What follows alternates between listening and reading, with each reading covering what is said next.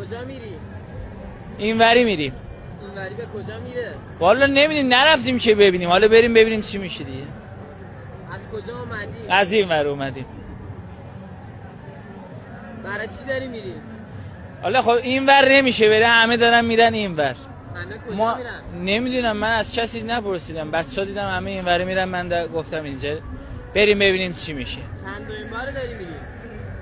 یه بار بیشتر نرفتم که، همینجوری الان دارم میرم. آخه آدم چی نمیدونی چند بار بره، یه بار میره دیگه، باش یه بار برمیگرده. خوبه اینجا، خدا خیرشون بده. مثلا حمامش مثلا تمیز بود، غذاش خوب بود، ساندویچ میدادن، نوشابه دادن، پرتقال زدن دادن، خیلی قشنگ. این فرق با ماشین اومدن و پیاده اومدن تو چیه؟ اونا با ماشین میرن، اینا پیاده، فرقش دیگه. این پیاده روی